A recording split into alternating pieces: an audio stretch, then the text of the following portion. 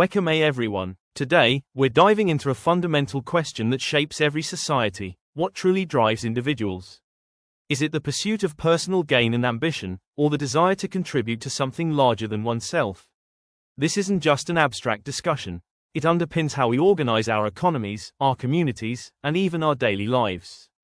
We'll explore two vastly different philosophies: liberalism, which often emphasizes self-interest and incentives, and communism, which advocates for collective purpose and solidarity.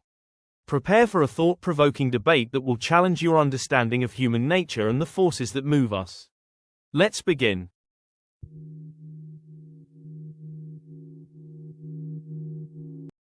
Thank you, moderator. Ladies and gentlemen, from a liberal standpoint, individual motivation is primarily driven by self-interest, the pursuit of personal well-being, and the desire for reward.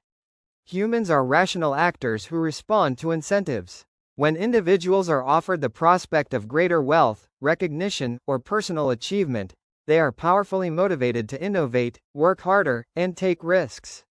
The free market system, with its clear rewards for success and consequences for failure, harnesses this innate human drive. Entrepreneurs create new businesses hoping for profit. Employees strive for promotions and higher salaries.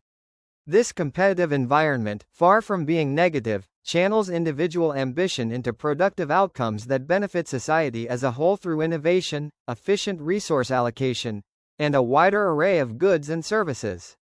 Government's role is to ensure fair rules, protect property, and provide equal opportunities, allowing individuals the freedom to pursue their unique aspirations.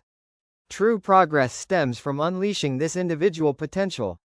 Thank you, liberalism, for highlighting self-interest and incentives as key motivators.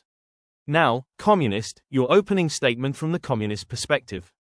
Thank you, moderator. Liberalism speaks of self-interest as the primary motivator, but this is a narrow and, frankly, dehumanizing view, cultivated by a capitalist system that thrives on division. From a communist perspective, the deepest and most sustainable individual motivation stems from a sense of collective purpose, solidarity, and the desire to contribute to the well-being of the community. Humans are inherently social beings. Our most profound satisfactions often come from belonging, from contributing to something larger than ourselves, and from seeing our labor directly benefit others. When individuals feel a genuine sense of ownership over the collective means of production and share in the fruits of their labor equally, they are powerfully motivated by a sense of shared responsibility and pride in collective achievement. The state's role is to foster this collective consciousness through education, to organize production for the common good, and to eliminate the exploitative structures that pit individuals against each other. Motivation in a communist society is not about competing for crumbs, but about collaborating to bake a bigger cake for everyone.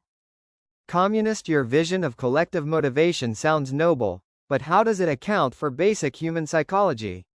If everyone receives the same reward regardless of their effort, what prevents widespread, free riding, and a decline in productivity? History shows that centrally planned economies, which rely heavily on collective altruism, often suffer from stagnation, lack of innovation, and demoralized workforces. When the tangible benefits of individual hard work are diluted across the collective, individual initiative wanes. You assume human nature is purely altruistic, but that's a dangerous oversimplification. Liberalism, the free rider problem, is often exacerbated by the very competitive and individualistic nature of capitalist societies, where people are conditioned to look out only for themselves. In a truly communist society, education and cultural norms would foster a strong sense of collective responsibility and social accountability. Furthermore, motivation isn't solely monetary. Recognition from peers, the dignity of meaningful work, and the knowledge that one's labor directly contributes to the well-being of all, not just a CEO's profit margin, are powerful intrinsic motivators. The failures you cite were often due to authoritarianism and lack of genuine worker control, not the inherent flaw of collective motivation. Liberalism, you praise self-interest, but doesn't this lead to a ruthless, dog-eat-dog competition that creates immense stress, anxiety, and social fragmentation? When individuals are constantly pitted against each other for scarce resources or positions, what happens to empathy and community spirit? Your system cultivates greed and often rewards unethical behavior if it leads to profit. How can a society based on such intense individualistic competition foster true human flourishing and mental well-being for the majority, when only a few can truly win? Communist competition, when fair and regulated, is a powerful force for good. It pushes individuals to improve, to innovate, and to offer their best. The notion that it inherently leads to a dog-eat-dog world ignores the vast networks of cooperation, philanthropy, and community action that thrive in liberal societies. We recognize that humans are complex. They are motivated by both self-interest and altruism. A liberal society creates avenues for both. The anxiety you mention is often the stress of opportunity, the drive to achieve, rather than the despair of having no choice or no hope of improving one's lot under a rigid, state-controlled system. True human flourishing comes from the freedom to choose, to create, and to build, not from being a cog in a centrally planned machine. Ladies and gentlemen, the liberal understanding of individual motivation is rooted in reality. Humans are driven by a desire for personal betterment, and systems that harness this through incentives and freedom will always outperform those that suppress it.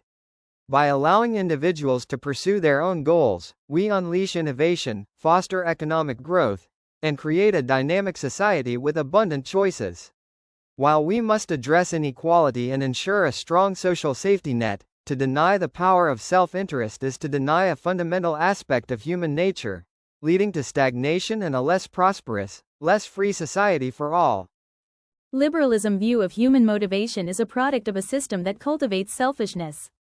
I reiterate, the most profound and sustainable motivation comes from a sense of collective purpose, solidarity, and contributing to the common good.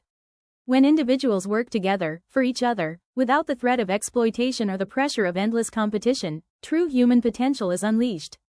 A society that prioritizes collective well-being, ensures basic needs for all, and fosters genuine community spirit will find its people motivated not by greed, but by the dignity of shared labor and the joy of collective achievement. It is time to transcend the narrow confines of self-interest and build a society driven by genuine human solidarity.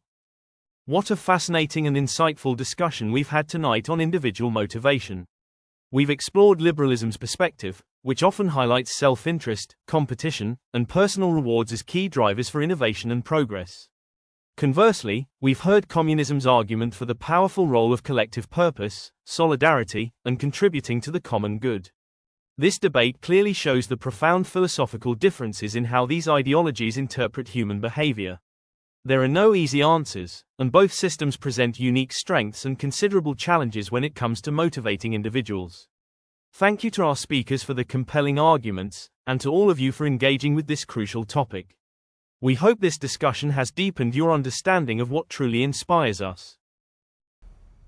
Don't forget to like, share, and subscribe for the next episode of Pro and Contra. See you.